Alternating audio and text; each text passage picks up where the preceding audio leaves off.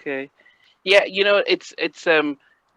probably interviewed over 50 R&B artists, uh, from KG, from Naughty by Nature, to Jodeci, SWA, and 112. And I think Slim from 112 says, in the 90s, we all got it all happened to all of us. There was almost, Jodeci says, look, we knew how to make music, but we knew zero about the business side. And I think it was hard for us as fans to hear this, because we know you sell 6 million albums, and we know that's generating over 100 million, and so we all assumed you guys were just rock and rolling rich, and we're celebrating that, and not knowing that as creators you focus so much on the creative side that you expect somebody else to manage the business side, so that you can become creators.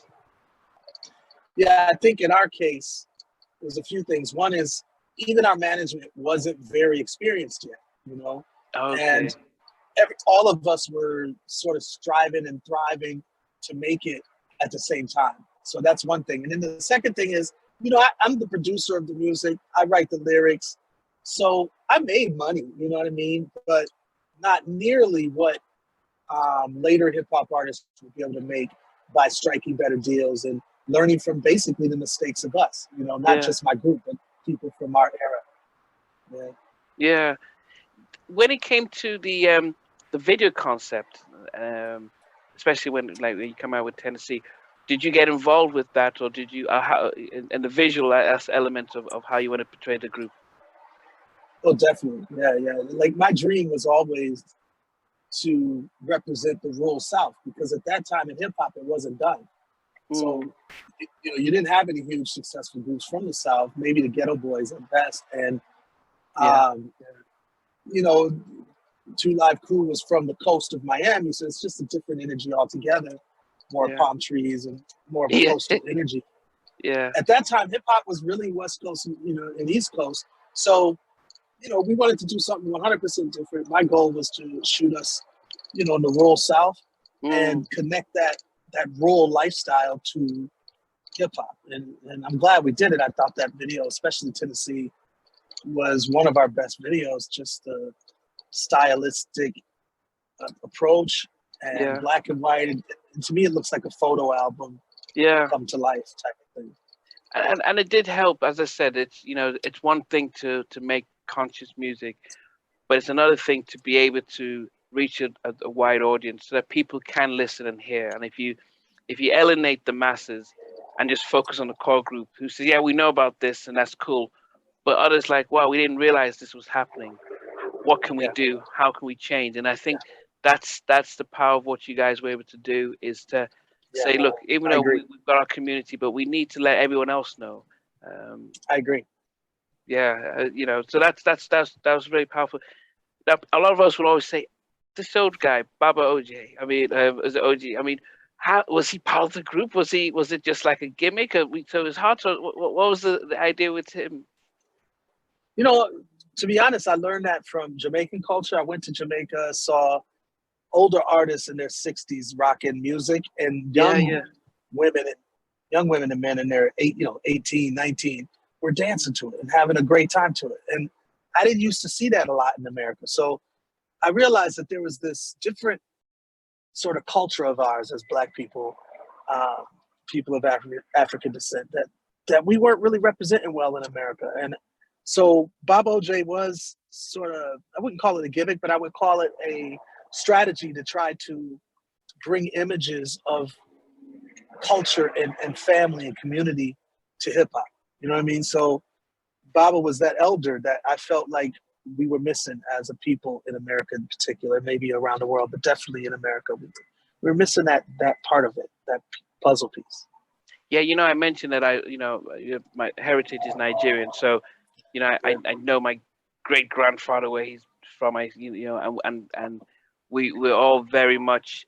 It's they say it takes a village to raise a child. So you pretty much, even though you have your parents, you have uncles and aunties and all involved in your life. You can't just go left and right. And so for us, it was easy to identify and seeing this. Not I've seen barbecues and family reunions, but in America, but it's not the same because we revere our elders. We like to listen to their stories, like to hear about back in the day what happened, and we learn this and those riddles and the tales about why you don't use your left hand to take stuff.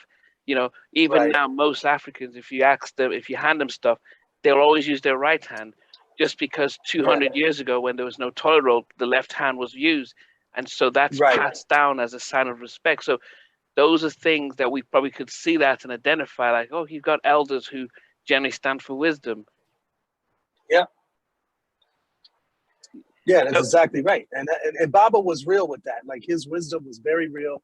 He traveled throughout Africa on his own, and before the group got famous. And, he was just a very learned dude, and a very, just a searcher of knowledge, a seeker of knowledge, just always amongst the homeless people, always helping the homeless here in Atlanta, traveling throughout Africa on his own dime, and, just learning the languages, learning the cultures, learning the history. So he's a very great guy. He passed away in 2018, but he's just he was a fantastic elder.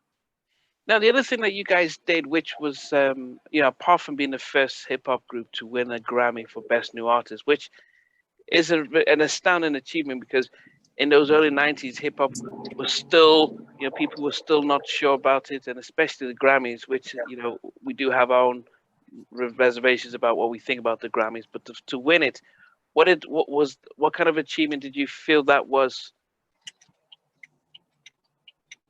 It was a big deal, and I'll tell you why.